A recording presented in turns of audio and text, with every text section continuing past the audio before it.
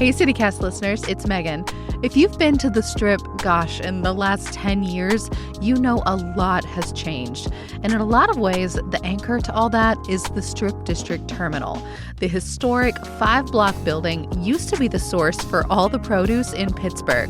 And now it's an all-day destination for shopping, dining, working out, and more. There's the market on Saturdays, performances on Sundays, parking and retail discounts on Tuesdays. Check it all out for yourself in person and at stripdistrictterminal.com.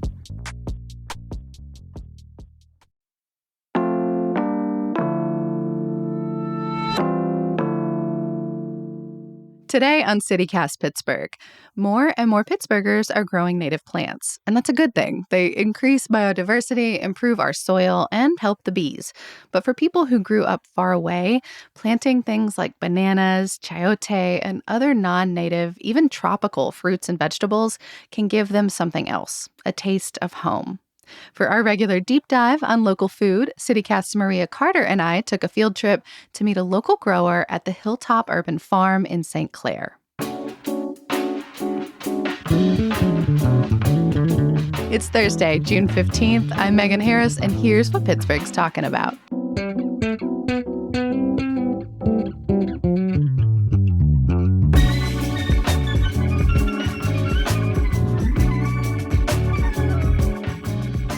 So my name is Rafael Vencio. I am the farmer of Amboy Urban Collective. So it's my third year farming, and I'm still somewhat of a beginner farmer. Yeah, so what are we looking at here? So essentially, this is my plot here, and I have my own strategy of introducing Filipino ingredients and produce that I grew up eating in tangent with what grows here well in our zone. Where did you get the name Amboy? Amboy. So I'm laughing because Amboy is more of like a slang in the Philippines for Filipinos. So we kind of use that word to associate someone who's been westernized. So essentially, it fits me. So I was born and raised in the Philippines, became an immigrant, and typically that's what we would call an Amboy. So it's a portmanteau of American boy. So in my case, I'm trying to promote my culture through urban agriculture. Sort of reclaiming it. Yes. Yeah. Yeah, for sure. I feel like I've seen so much emphasis lately on native planting and trying to emphasize, what has always grown in an area, pre-colonization especially. But you have a different sort of focus. You're really wanting to bring back as many of these plants from your native culture as you can. What is that like to kind of have that different focus, to bring in those flavors that a lot of Pittsburghers are just not familiar with? To me, really, that's more... One thing, it's pride for the culture. I really want to just kind of share that excitement that I have growing up eating those foods. And the second part of that's what I'm trying to do as well is really just kind of invigorate the palate and everyone about being excited about what already exists that most people aren't familiar with. So I want to point out one thing that I'm growing that might fit that description. So I'm growing pawpaws. Yeah. So pawpaws are it's a big thing. Where are your pawpaws? Maria's excited. They're just coming out, so they have no leaves yet. But here, let me show you real quick. So I do have a perennial side in my farm, so some of them will grow. They'll come back next year. But basically, a pawpaw is the only fruit in our region that is a cousin of a tropical fruit. And surprisingly, it reminds me of a tropical fruit that I grew up eating. So I'm trying to really just kind of capitalize on that kind of ingredient. Wait, where is it? It's very skinny and tiny. What? Oh my God. It's like a twig. It looks like an 8-inch twig sticking out of the ground. But it started from seeds, so I'm very proud about how I managed to really Wait, is that another pawpaw? It is. Okay. There's another one too. So that one's maybe 10 to 12 inches. They're coming back. So I'm really proud of it because not only does it represent what I'm kind of doing as a farmer, but I think on the backside of it, it shows a little bit more of a personality and culture, a tropical fruit existing in this hemisphere is very uncommon, and essentially that a pawpaw is a tropical fruit. It's the cousin of a tropical fruit. So I guess if you put myself in that kind of like light, I'm somewhat of a tropical fruit in a non-tropical growing hemisphere. Yeah. I mean, bringing all of these tropical flavors here is also just personally very challenging. It is. What drives you to do that, to try to like incorporate those despite like obvious farming challenges with stuff like that? I think that came in late in my career. Before, I think I was so gung-ho on like trying to master cooking with French techniques. And then eventually, as I'm developing as a chef, I realized that there is a different side of my career that I wanted to expose and cultivate. So that's where the tropical side, or like those flavors that I grew up eating, really manifested. I became more aware of like what my background was and how that integrates with our culture here in our society, and I wanted to be part of that. Like I didn't want to just assimilate, and I just didn't want to just fade and forget about my past. So we have a famous saying in the Philippines, those who don't remember their past will will not be remembered in the future and such. So I didn't want to be forgotten. I didn't want my past to be forgotten. I wanted to introduce that and be part of the whole. So that's where basically I started developing and cultivating my Filipino American side. So I wanted to share that to everyone.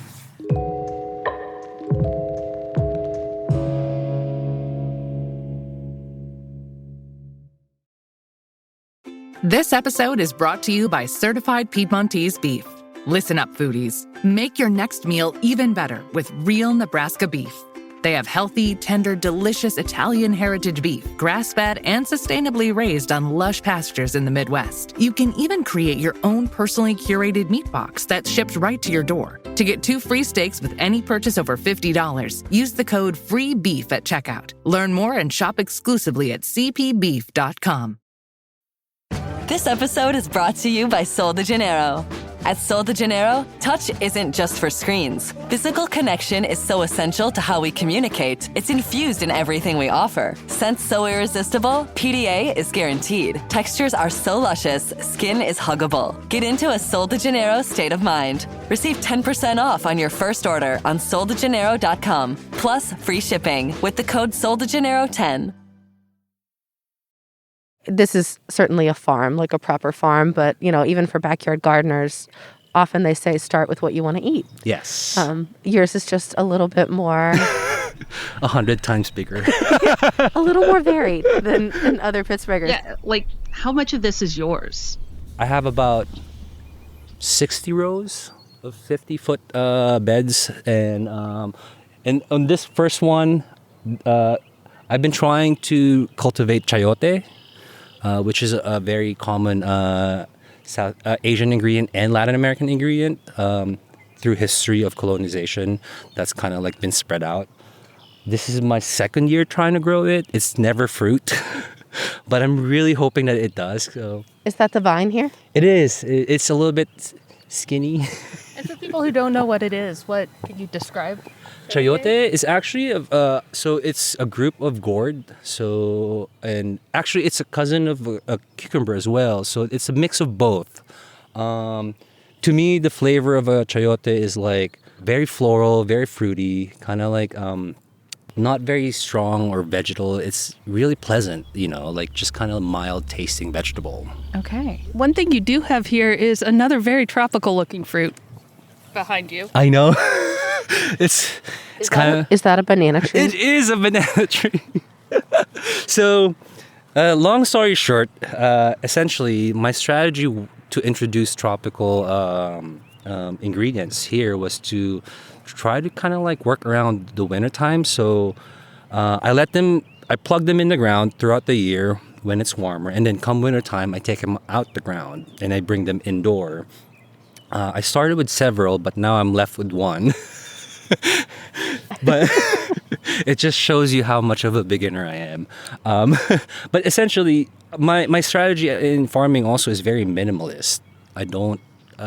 This is a personal investment, and I don't have that much to really invest in. So I try to use very little resources and capitalize on that to be able to execute something like that complex.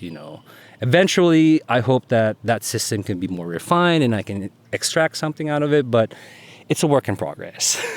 You've had a pretty lengthy local resume at this point. I mean, Legume, Grit and Grace, Independent, Aubergine, Bar Botanico. That's not a small thing. You've really contributed to the community. Thank you. I do. I mean, a lot of those work that I did here in Pittsburgh helped shape what I'm doing with Amboy now. My professional career as a chef really helped translate that into farming. So even with me trying to really focus on Filipino culture and cuisine, I still complement that with, the rich farming history of Pittsburgh and Pennsylvania. Like Western Pennsylvania is known to be a farming community, and that's what I bring in with my experience as a chef, and it's really what helped me become a farmer. It seems like a lot of this is just like to find joy in the trial and error of it all.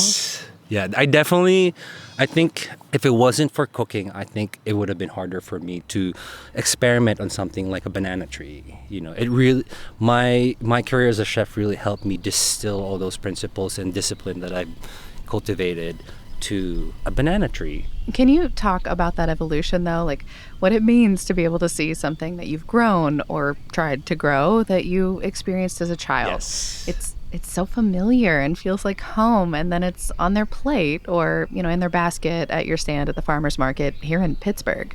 I think to me that's the excitement that I talk about when you're connecting with someone who shares like maybe not the same pathway that you're walking in, but for me as an immigrant, when I'm trying to introduce these foods or these ingredients that are indicative of my culture, and somebody else who is mostly also an immigrant, and then just zone in on that one ingredient, and they're just like, all of a sudden you see that joy in them, just seeing that, because it really does bring a piece of home to where they are now. I think that's the joy that I get being on those at the farmers market and bringing these ingredients with me, is that when somebody who understands like how sometimes you get so homesick, you'd be surprised at what one ingredient can do to you. It just brings everything back, and just like that happiness that it brings to you. And that's what I connect with the East Liberty Market. A lot of the immigrants that come by there would just like zero in on that one thing, and like, oh my God, I grew up eating that, and it's such a common thing. Like, I can't believe somebody else is growing it here. That's so rewarding. It's almost indescribable what that feeling really is, because to me, it's something that I've kind of like nurtured personally. The enjoyment that I get out of it becomes more visible at somebody else, and like how do you put value in that? That was Rafael Vencio. He's the founder of Amboy Collective, growing and creating at Hilltop Urban Farm in St. Clair. We had a little malfunction with our technology at the end of the morning, but Rafael's actually engaged in some pretty wonderful work feeding our LGBTQ plus community. This is how he explained how it got started. So I identify as a gay man, and somehow I feel like I've never really been able to give back. So I started this strategy called kakampi, which is the Tagalog word for ally. Essentially, I want to help by giving free produce to the LGBTQ community who might be a little bit, let's just say, food distressed. Yeah, not insecure, but stressed. Yeah, because I feel like sometimes any person will, sometimes we just don't have the capacity, and I feel like when they come to me, and it's hard to ask for help, and sometimes I could just feel that energy, and whenever I feel that, I don't even think twice. I just give them food, and I feel like I should manifest that in a more concrete way, and kakampi is essentially my way of doing that. So, if you want to get involved in the collective, because like Raphael says, nothing grows in isolation, you can find him and his produce at the farmers markets in Squirrel Hill. That's Sundays, 9 a.m. to 1 p.m., and in Lawrenceville on Tuesdays, 3 to 7 p.m. And of course, online at amboyurbancollective.com.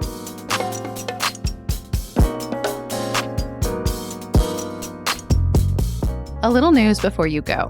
Allegheny County Executive Rich Fitzgerald has vetoed a bill to increase the base wage for county employees. The measure would have raised the minimum to $18 an hour starting next year, so 2024, and increased it to $20 by 2026. Fitzgerald says it violates the county's home rule charter that gives the county executive and manager authority to set their own wages. Supporters say the measure is needed so the county can compete for workers. They also point to Fitzgerald's support for a similar measure more than 20 years ago. The bill passed council 10-4, which is a wide enough margin to overturn his veto. Meanwhile, Pennsylvania lawmakers could be nearing a deal to raise the state's minimum wage. Lawmakers got super close in 2019, but Spotlight PA reports the difference this time is that a Republican has sponsored the bill. It would raise the state's minimum wage to $15 an hour and then increase it with inflation. The one thing that likely won't change, a ban on cities like Pittsburgh raising theirs. And Pitt researchers are looking at how TV can be a good influence on kids.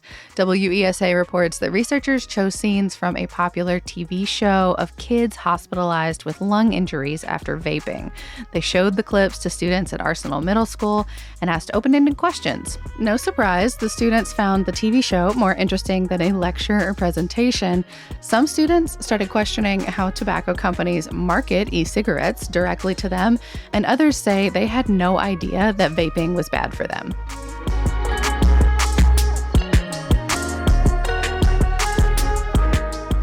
That's all for today here on CityCast Pittsburgh. If you're liking the show, please tell someone, rate us, leave us a nice review, and make sure you're subscribed to that Hey Pittsburgh newsletter. We'll be back tomorrow morning with more news from around the city. Bye.